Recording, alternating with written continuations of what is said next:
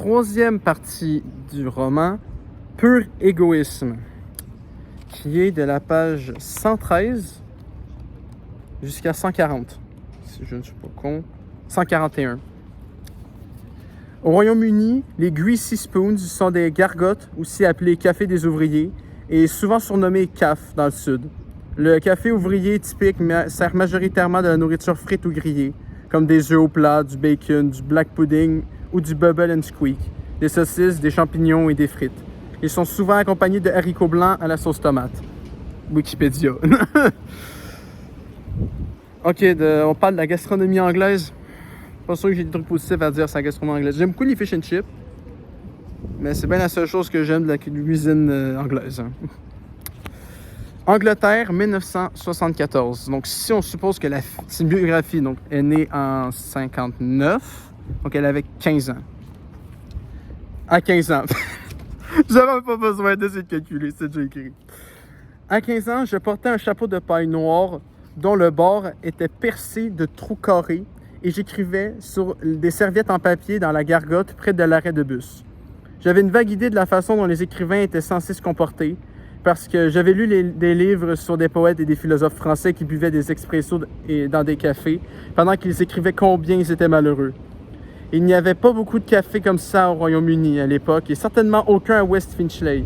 En 1974, les mineurs étaient en grève. Les mineurs, hein, pas les gens de moins de 18 ans. Le gouvernement conservateur avait réduit les jours ouvrés de 5 à 3 pour économiser l'électricité. La Chine avait offert 2 pandas noirs et blancs, Ching Ching et Chia Chia, au peuple britannique. Et j'organisais mon escapade du samedi matin à la gargote aussi méticuleusement que le casse d'une banque. Ces projets ont failli être ruinés de manière spectaculaire et par une nuée d'abeilles suicidaires. Donc on sait tous qu'une abeille qui pique, c'est une abeille suicidaire. Un pot de miel, ouvert bien sûr puisque rien n'avait de couvercle dans notre maison, avait défié toutes les lois de la gravité en tombant de son étagère dans le lave-linge.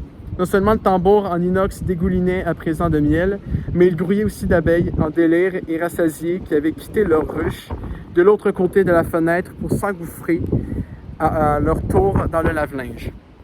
J'avais donc pour tâche supplémentaire, dans la famille nous aimions tous des corvées le samedi, de récupérer les abeilles et le miel à la petite cuillère dans le tambour et de me débarrasser des cadavres d'abeilles. À 4 pattes, la tête coincée dans la machine, j'ai songé que c'était comme ça que les poétesses suicidaires en finissaient avec la vie. Sauf que c'était dans le four qu'elles mettaient la tête. Il y avait quelque chose d'humiliant et de religieux dans le fait de s'agenouiller pour extirper les abeilles de là. Mais je n'avais pas assez d'énergie pour comprendre pourquoi j'avais trop mal. Contrairement à moi, au moins 5 abeilles avaient puisé en elles assez d'énergie avant de mourir pour me piquer la main. Et ça n'avait l'air d'émouvoir personne. Ma mère a dit « Oui, les abeilles, ça pique », avant de me conseiller de passer la main sous l'eau froide.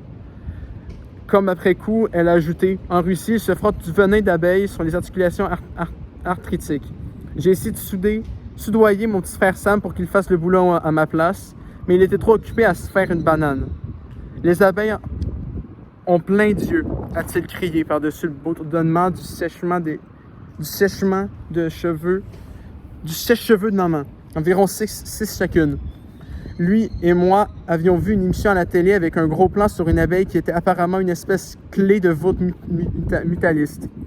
Parce qu'elle fécondait par du pollen les fruits chargés de graines dans les régions désertiques. La voix off disait que les abeilles de miel étaient les insectes à la forme de vie la plus avancée qu'une colonie puissante effectuait chaque jour, l'équivalent d'un trajet entre la Terre et la Lune. Après quoi, des hommes apparaissaient dans un champ et y enfumaient les abeilles pour les faire sortir de la ruche. Qu'est-ce que c'était censé faire? Mettre le feu au lave-linge? Terriblement pressé de décamper de cette vie, j'ai essayé de coincer 4 bâtonnets d'encens au jasmin dans les trous du tambour et de les allumer. Je m'étais dit que la fumée pousserait les clés de voûte mutualiste à s'envoler et m'éviterait d'avoir à les ramasser à la petite cuillère. Mais je savais à qui j'avais affaire et ces insectes, à la forme de vie la plus avancée, n'allaient certainement pas se donner la peine de bouger. Au bout du compte, la cendre est tombée dans le miel et j'ai donc dû récupérer les bâtonnets brûlés et la cendre. En plus des abeilles qui se croyaient manifestement au paradis. Difficile de leur reprocher de ne pas vouloir bouger d'un iota parce que je comprenais bien que leur point de vue, un lave-linge plein de miel était plus attractif que la banlieue grise où je gâchais ma vie. une région désertique sans l'avantage du soleil ou de fruits chargés de graines. À 10 heures, une fois les 4 dernières abeilles ivres, hédonistes et replètes, envoyées dans la page sport du Times et jetées à la poubelle, j'ai attrapé mon chapeau de paille noire et j'ai dit au revoir à ma mère d'un geste de la main pour qu'elle voie mes doigts gonflés et qu'elle soit rongée par d'immenses remords. Tu dois nettoyer le four, c'est ton autre corvée. J'ai tenté de lui opposer un regard vide, mais mes yeux ont commencé à me faire mal. Adopter un air cool et imperturbable en toutes circonstances exigeait de moi un effort éreintant. J'ai descendu les escaliers en trébuchant sur les ourlets de mon jean, patte d'Ef, donné un coup dans la porte d'entrée avec ma main droite attaquée, à présent brûlante et rouge à cause des piqûres, et j'ai tenté de courir dans mes nouvelles chaussures compensées vert pomme. J'ai l'impression qu'il mouille un peu, là. Peut-être changer de place. Ouais. Alors que je passais devant le fast-food chinois appelé Oli et le pressing appelé Rebans, une dame à la retraite qui traînait son chariot de course en plastique beige en zigzagant sur le trottoir a dit « Il est marrant ton chapeau, j'aime bien. » Il était urgentisme que je décampe de cette vie. Attendez un peu, vous n'allez pas voir ma face parce que je vais changer de place. Parce qu'il mouille. Je veux pas mouiller mon livre. Ça serait pas amusant. Donc on va revenir à l'intérieur. Pas trop le choix. Je vais ici continuer. Même pendant que je marche. Dans la gargote enfumée par la cigarette et aux vitres embuées, cette urgence s'est intensifiée. J'avais si peu de temps. De temps pourquoi? J'en savais rien. Merci. Mais j'étais convaincu qu'une autre sorte de vie m'attendait et il me fallait comprendre laquelle avant de nettoyer le four. J'ai rapidement commandé des œufs et des haricots, du bacon et du Bubble and Squeak, et puis réalisant que je n'avais pas assez d'argent pour avoir les haricots et le Bubble and Squeak, j'ai annulé les haricots. Un mug de thé brûlant dans ma main valide, je suis passé devant les ouvriers du bâtiment, les chauffeurs de bus, et me suis dirigé vers une table en formica pour y commencer mon incarnation de la vie d'écrivain. À peine assise, j'ai tendu la main vers les serviettes en papier blanche, rassemblées dans un verre à côté du sel, du poivre, du ketchup et de la sauce brune, et je me suis mise à écrire avec un stylo bille bleu qui fuyait. Voici le mot que j'ai inscrit sur ma serviette, Angleterre. Angleterre est un mot excitant à écrire. Ma mère m'a dit que nous étions en exil et que nous retournerions un jour dans mon pays natal. L'idée que je vivais en exil et non en Angleterre me terrifiait. Quand j'ai dit à ma nouvelle copine Judy, qui était née à Lewisham, que je ne voulais pas vivre en exil, elle a dit « C'est clair, moi aussi, ça me foutrait trop la trouille. » Judy voulait ressembler à Lisa Minnelli dans Cabaret, et Lisa était américaine.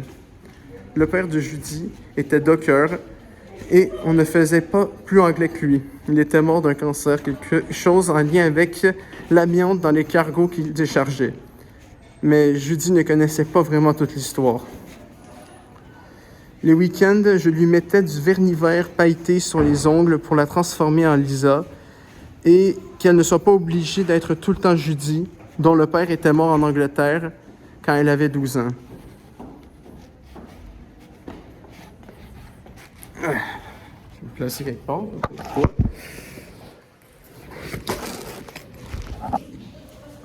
Je vais devoir me filmer à une main, pas trop le choix.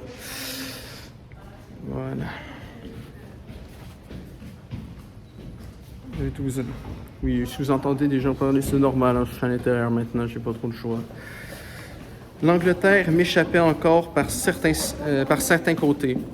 L'un de ses aspects insaisissables se trouvait juste là, dans le café. La cuisinière de la gargote, qui s'appelait Angie, me donnait toujours du bacon qui, d'après moi, était cru. À croire qu'il l'exposait aux flammes pour le réchauffer et non pour le cuire. C'était très déstabilisant parce que la tranche d'un rose livide sur mon assiette me faisait penser au cochon sur lequel elle avait été découpée. Quelque part en Angleterre, il y avait un cochon encore en vie qui courait de ci et de là avec un morceau de flan en moins. Je n'osais pas demander à Angie de cuire le bacon davantage parce que je ne vivais pas en Angleterre. Aïe, aïe, aïe. Ça va être difficile, je suis désolé. Je vivais en exil. Je n'osais pas demander à Angie de cuire le bacon davantage parce que je ne vivais pas en Angleterre. Je vivais en exil. Et je supposais que c'était comme ça qu'on faisait dans mon pays d'accueil. Je ne peux pas être morcelé pendant que je n'ai jamais été d'un seul tenant. C'était ce que le héros de mon adolescence avait écrit. En tout cas, c'était des mots qui voulaient dire quelque chose de ce genre. L'homme dont j'essayais d'imiter le regard vide devant la glace. Je me disais que pour Andrew Warhol, peindre des conserves de soupe américaine... Ah, Andrew Warhol, c'est Andy Warhol. Peindre des conserves de soupe américaine l'une après l'autre était sa façon d'échapper aux champs plats et bruns de l'Europe de l'Est où ses parents étaient nés. Chaque conserve de soupe de palourde le rapprochait de New York et l'éloignait d'une vie en exil, avec sa mère à Pittsburgh. Oui, encore désolé, si vous voyez du monde passer, c'est normal, toujours normal. Tout ce qui n'a pas normal est normal ici. Les mots d'Andy faisaient comme une prière que je récitais toutes les nuits avant de m'endormir. Et il me trottait dans la tête pendant que j'étais assise dans le Greasy Spoon à empiler les serviettes en papier sur lesquelles j'écrivais Angleterre. Tout en buvant ma tasse de thé. C'est quoi du thé? C'est quoi l'Angleterre sans thé, après tout? Et en regardant les bus rouges londoniens qui arrivaient à la gare et en repartaient, je repensais à la collection de perruques de Warhol. Apparemment, il les gardait dans des boîtes à la factory à New York et pour les porter, il les collait sur son crâne. Je m'intéressais à Andy parce que j'imaginais que j'étais un peu déguisé moi aussi. Judy ne se déguisait pas vraiment à Lisa. Elle portait des mini-shorts en velours et des bas résille pour aller au Wimpy, un fast-food. OK. Tout le monde voyait ce qu'elle cherchait à faire parce qu'eux aussi avaient vu Cabaret. Mais de mon côté, je ne savais pas trop où je voulais en venir, d'autant qu'Andy était un homme. Judy m'a dit de me concentrer sur David Bowie, l'homme des étoiles originaire de Beckenham, pas très loin de Lewisham, mais qui vivait à présent en exil sur la planète Mars. Les Anglais étaient gentils. Ils m'appelaient ma jolie ou ma douce. Et disaient pardon quand je les bousculais. J'étais maladroite parce que je me déplaçais en Angleterre comme une funambule. Ça ne me dérangeait pas. Les Anglais... Non. J'étais maladroite parce que je me déplaçais en Angleterre comme une funambule et ça ne me dérangeait pas. Et ça ne dérangeait pas les Anglais parce qu'eux aussi se déplaçaient en Angleterre comme des funambules. Je supposais que c'était parce que la nuit tombait très tôt en hiver, à croire que quelqu'un appuyait sur l'interrupteur pour éteindre l'Angleterre à 16 heures. Le plus bizarre était de voir la voisine Joan, une autre Joan, devant l'épicerie du côté du coin et parler à son animal comme s'il pouvait lui répondre. « Ollie, dis bonjour à la demoiselle. » Un silence embarrassant suivait toujours, mais Joan n'était pas gêné. Son chien avait beau se contenter de se gratter l'oreille et de regarder un chewing-gum collé sur le trottoir. Elle trouvait toujours une excuse pour expliquer pourquoi Ollie ne parlait pas vraiment. « Oh, c'est qu'elle est toute patraque aujourd'hui. Hein, que tu es patraque. » Angleterre. En plus des Angleterres griffonnées, j'écrivais des phrases très vite sur des serviettes en papier blanche. Cette action, le griffonnage, ainsi que mon costume, le chapeau de paille noire, revenait à être armé d'une AK-47. Les journaux montrent tout le temps de ce genre de fusil entre les mains des enfants du tiers-monde à la place d'une glace accompagnée d'une barre chocolatée. Flake est planté à son sommet. Pour ce qui était des ouvriers du bâtiment assis à côté de moi, je n'étais pas vraiment là. L'écriture me donnait un statut à part et ils n'étaient pas assez à l'aise pour me draguer ou me demander de leur passer le sel. J'étais absente. L'écriture me faisait me sentir plus sage que je ne l'étais. Sage et triste. Je croyais que l'écrivain devait être comme ça. Et j'étais triste de toute façon. Beaucoup plus triste que les phrases que j'écrivais. J'étais une fille triste qui jouait à être une fille triste. Ma mère et mon père venaient juste de se séparer. Une partie des affaires de papa se trouvait encore dans la penderie. Veste, chaussures, un cintre chargé de cravate. Mais ses livres avaient disparu de la bibliothèque. Le pire, c'était de voir qu'il avait abandonné son blaireau et sa boîte de comprimés contre la migraine dans le placard de la salle de bain. L'amour entre papa et maman avait mal tourné en Angleterre. Sam le savait et je le savais. Mais nous ne pouvions rien y faire. Quand l'amour tourne mal, on se met à voir l'envers plutôt que l'endroit. Nos parents qui n'en finissaient plus de se tourner le dos, de créer un espace solitaire entre eux, même quand ils étaient assis à la table familiale, d'avoir le regard perdu à mi-distance. Quand l'amour tourne mal, tout tourne mal.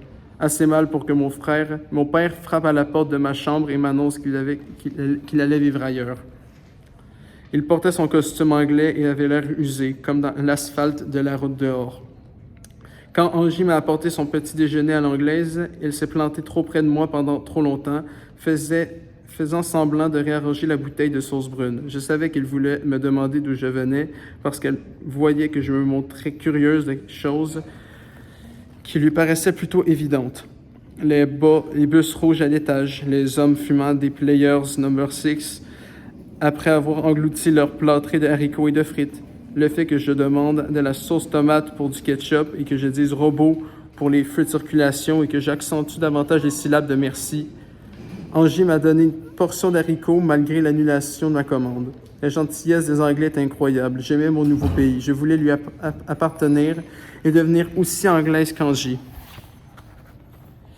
Même si elle n'était peut-être pas totalement anglaise parce que je l'avais entendu parler italien au propriétaire du Greasy Spoon. J'étais si contente d'avoir ces haricots en plus.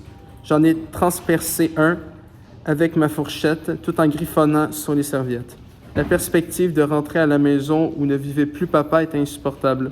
Je comptais les haricots dans mon assiette. Heureusement, il y en avait 20, ce qui me laissait un peu de temps pour réfléchir aux moyens d'arriver à mon autre vie.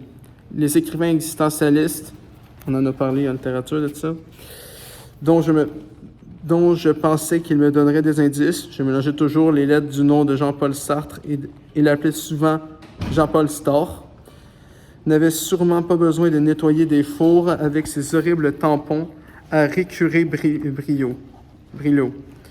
Ils étaient horribles parce qu'ils étaient fabriqués dans une matière irritante avec du détergent rose imbibé avec un morceau de velours à l'extrémité. Mais je pensais surtout, désolé pour la caméra, hein, c'est pas stable, juste tenir ça à une main, mais je pensais surtout qu'il avait été inventé pour gâcher la vie des jeunes filles et des femmes. Cette pensée m'a tellement désespéré que j'ai commandé une autre tranche de pain grillé pour freiner l'injustice du monde.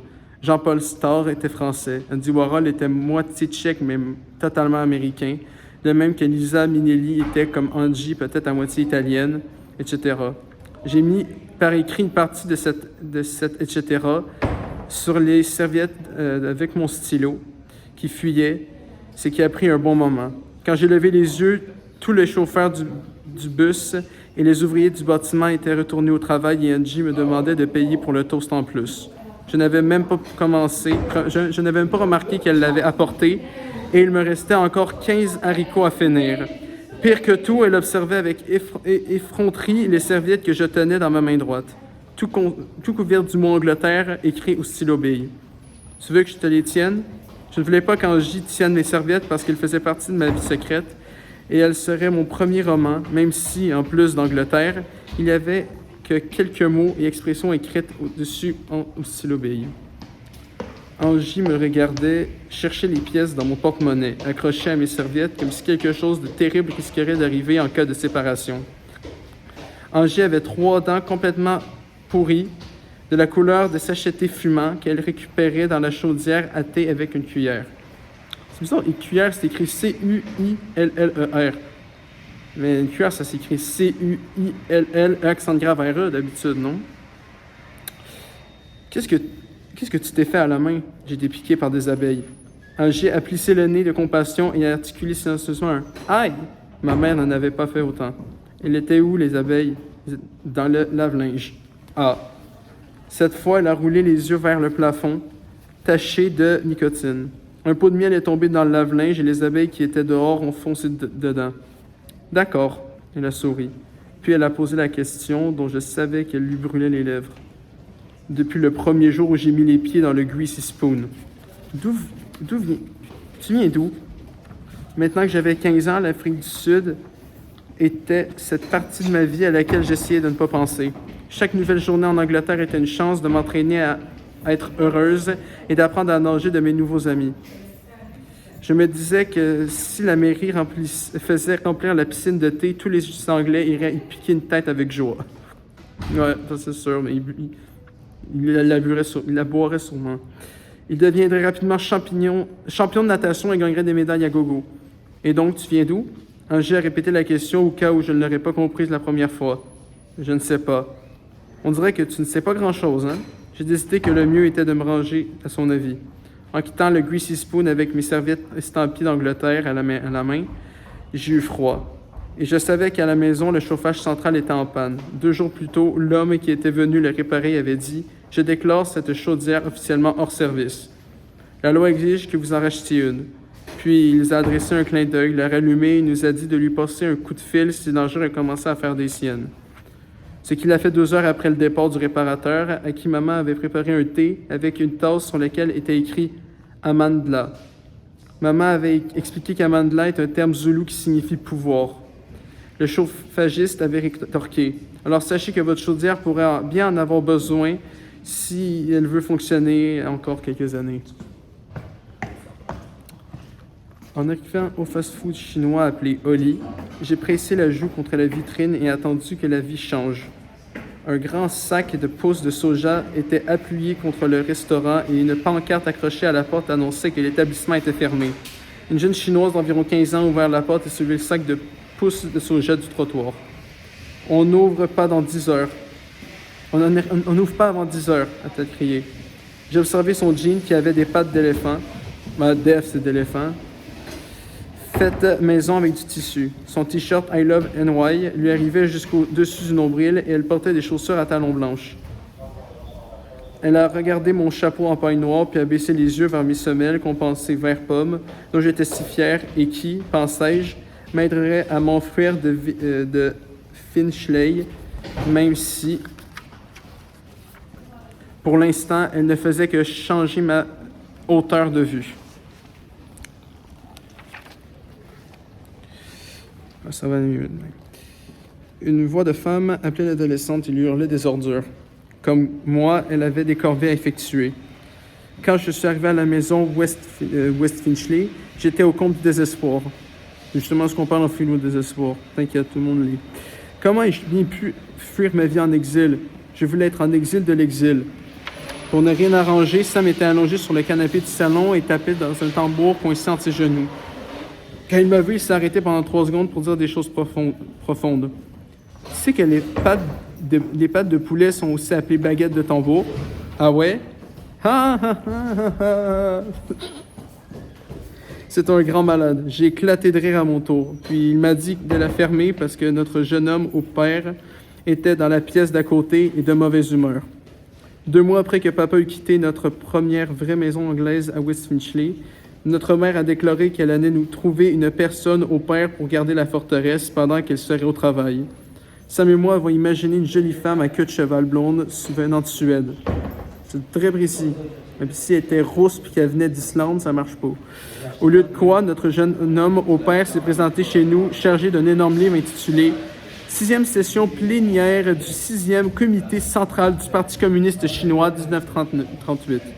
Il perdait ses cheveux, avait du ventre et mauvais caractère, et il nous a expliqué qu'il s'appelait Farid avec un F. Nous n'avons pas compris l'intérêt de cette précision et il ne nous a même pas demandé comment nous nous appelions. Il s'est contenté de nous donner des ordres. Farid nous a dit que comme il écrivait sa thèse, nous avions l'obligation de lui faire couler un bain régulièrement et que par ailleurs, il prenait son thé avec une rondelle de citron et 3 sucres. Il était consterné par le niveau d'hygiène de la maison au point que lorsqu'il rentrait de la London School of Economics, il s'enfermait dans sa chambre et engloutissait 3 sachets de pistaches au lieu de nous préparer à dîner. Farid, ça doit être un arabe, I guess. C'est pas un problème. Alors, ses cheveux, ils tombent, mais il est à l'université. Il n'y a vraiment pas de bol. Farid ne comprenait pas pourquoi rien n'avait de couvercle dans la cuisine. On ne comprenait pas pourquoi non plus. Même le pot de yaourt inentamé, à l'opercule encore scellé, était posé au fond de l'évier sans couvercle. L'un d'entre nous l'avait fait sauter sans autre raison que celle-ci. La seule et unique fois où Farid a nettoyé le sol de la cuisine, il a placé une serviette humide sous ses pieds nus et a parcouru le lino en repliant les orteils de dégoût face aux os de poulet et autres bouchons de bouteilles de ketchup, hurlant quelque chose à propos de sa mère au Caire, donc égyptien, donc arabe, j'avais raison, qui n'aurait jamais laissé un tel désordre s'installer dans sa maison. J'ai l'impression qu'il y a beaucoup de personnages qui sont nu-pieds, non? C'est genre la 10e fois que je le dis. Nous étions secrètement d'accord avec Farid et regrettions que nous ne puissions pas tous partir vivre au Caire. Ouais, nous aussi, on s'enfermerait dans notre belle chambre bien propre. On jetterait la clé et on regarderait les pyramides par la fenêtre en attendant que quelqu'un nous apporte des sandwichs. Ce qu'on faisait pour Farid et qui nous disait régulièrement qu'il n'aimerait pas le beurre de cacahuète parce que ça lui restait sur l'estomac. Mais ce jour-là, qui était un samedi, notre nouveau jeune homme au père était hors de lui. Quand Sam s'est remis à taper sur son tambour, Farid est entré en trombe dans le salon, furieux, gras et tremblant. Qu'est-ce qu'on ne comprenait pas? Est-ce qu'on ne comprenait pas qu'il écrit... Désolé. Est-ce qu'on ne comprenait pas qu'il essayait d'écrire dans sa chambre? Est-ce qu'on ne comprenait pas qu'il devait terminer sa thèse sur Karl Marx pour lundi matin? Est-ce qu'on savait ce que ça voulait dire, thèse, que cette thèse nourrissait sa petite fille et l'enverrait dans une bonne école? Notre jeune homme au père était devenu rouge vif et transpirait. Partout sur les murs autour de lui, des affiches montraient des femmes sud-africaines défilant contre les lois sur les passeports intérieurs. « Vous frappez les femmes, vous frappez un roc !» écrit en lettres capitales, énervé en plein milieu du poster. À côté se trouvait une peinture à l'huile d'une femme africaine pieds nus. C'est-à-dire 2 pages, 2 fois la même chose. Une botte perchée sur la tête qui marchait en compagnie d'un homme à vélo. 2 silhouettes avançant dans la poussière et le ciel. Un bouchon et 2 couvercles avaient atterri et on ne sait pas comment sur le kilim. Ketchup, Marmite et Branston Pickle. Pourquoi? Farid roulait toujours longuement le R de pourquoi. Pourquoi? Vous ne remettez jamais les couvercles. Il tenait quelque chose. Nous n'en discutions jamais, mais cette histoire de couvercle représentait une espèce de mystère pour nous tous. Nous désirons secrètement vivre dans une maison où tous les couvercles étaient à leur place. Pas un jour ne passait sans que l'un de nous ne regarde d'un air triste tous les étagères, un pot ou un bocal auquel il manquait son couvercle.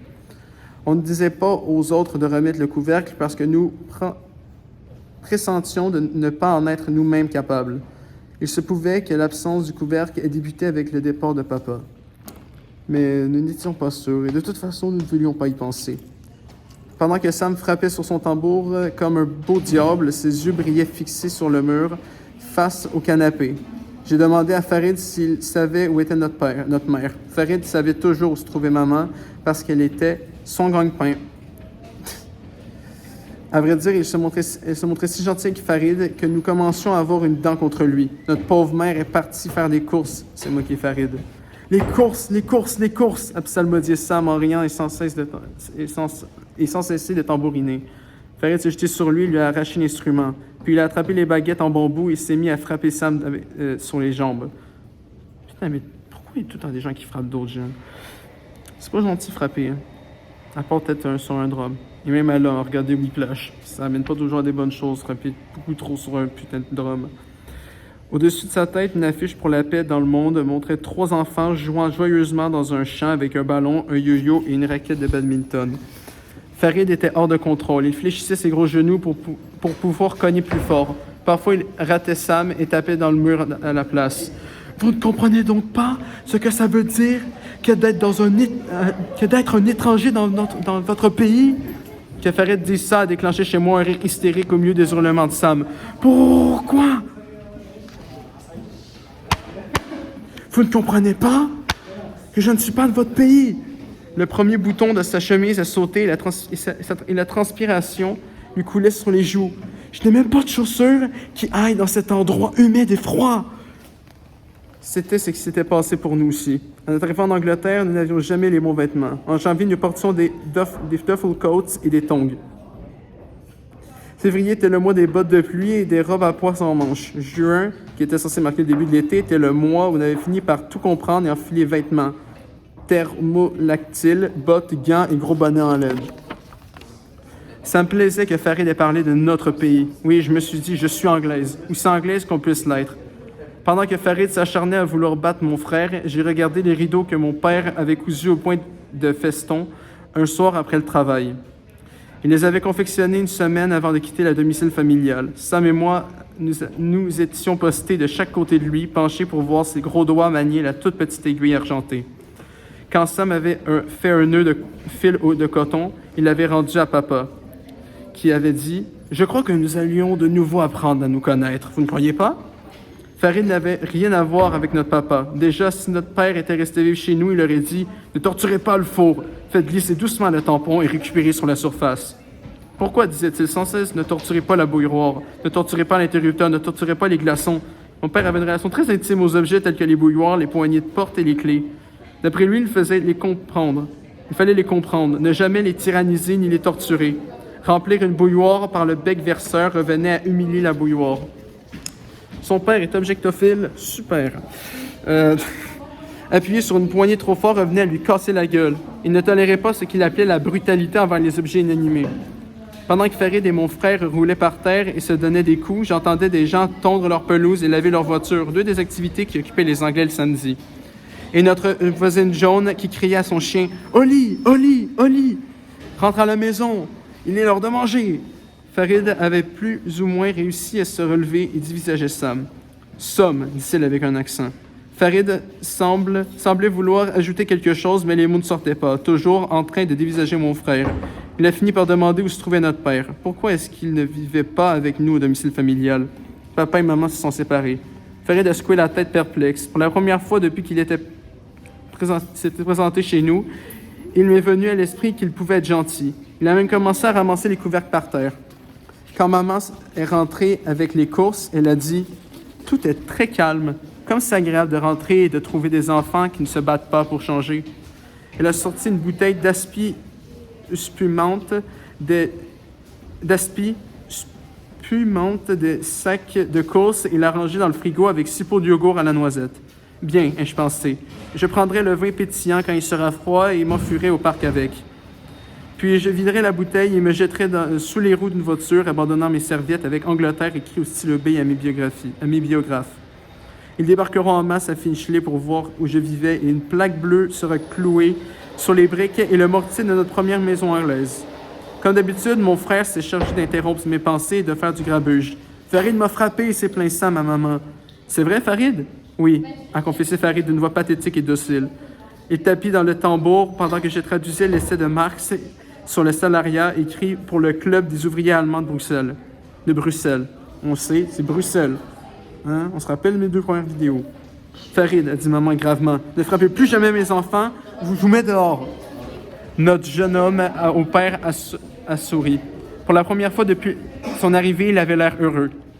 Ce soir-là, nous avons commandé des plats italiens et avons regardé Steptoe and Son à la télévision. Sam, allongé et la tête posée sur les genoux de maman, a supplié pour qu'on lui donne son dalle à la petite cuillère comme un pacha. Farid était assis dans le fauteuil de papa, mais cela ne nous dérangeait plus. Il a dit qu'il avait mal au ventre à cause de tout ce stress, ce qui l'a pas empêché d'engloutir son curry d'agneau et de terminer mon poulet korma. J'aime beaucoup cette famille. Vous êtes des gens bien, même si vous ne savez pas tenir une maison. Mais puisque je n'ai pas de maison en Angleterre, je suis honoré que vous m'ayez fait de la place dans votre tente. En allant me coucher, je me sentais bizarre et tremblante. Je vivais en Angleterre depuis 6 ans et j'étais presque aussi anglaise que les Anglais. Mais je venais d'ailleurs. L'odeur de plantes que je ne pouvais pas nommer me manquait. Le chant d'oiseaux que je ne pouvais pas nommer. Les murmures de langues que je ne pouvais pas nommer. Où se trouvait le sud de l'Afrique? Exactement. Un jour, je consulterai une carte et je trouverai. Je n'ai pas fermé l'œil de la nuit. Depuis ma chambre de West Finchley, j'ai tant de questions à poser au monde sur le pays qui m'a vu naître. Comment les gens deviennent-ils cruels et pervertis? Si on torture quelqu'un, est-on fou ou normal? Si un homme blanc lance son chien sur un enfant noir, est-ce que tout le monde sait que c'est acceptable? Si les voisins, la police, les juges et les enseignants disent « Moi, ça me va. La vie vaut-elle d'être vécue? Et qu'en est-il des gens qui pensent que ce n'est pas acceptable? Sont-ils assez nombreux dans le monde? Alors que le laitier déposait des bouteilles sur le pas de notre porte dans un bruit de verre qui s'entrechoque, j'ai soudain compris pourquoi les couvercles des pots de miel, de beurre de cacahuètes et de bouchons de ketchup n'étaient jamais au bon endroit dans notre domicile familial. Ces couvercles étaient comme nous, n'avaient pas d'endroit à eux. J'étais né dans un pays et j'avais grandi dans un autre, mais je ne savais pas trop auquel j'appartenais. Et autre chose, je ne voulais pas le savoir, mais je le savais quand même. Remettre un couvercle à sa place revenait à faire comme si nos parents étaient à nouveau ensemble, vissés l'un à l'autre plutôt que chacun dans son coin. Je me suis levé et j'ai sorti les serviettes que j'avais apportées du Greasy Spoon. J'ai vu le mot Angleterre écrit au stylo beige sur le papier froissé et taché par le gars du bacon. Mais je n'arrivais pas à comprendre ce que j'essayais de dire. Je savais que je voulais plus, je savais que je voulais plus que tout au monde devenir écrivaine. Mais je me sentais complètement dépassé et ne savais pas par où commencer.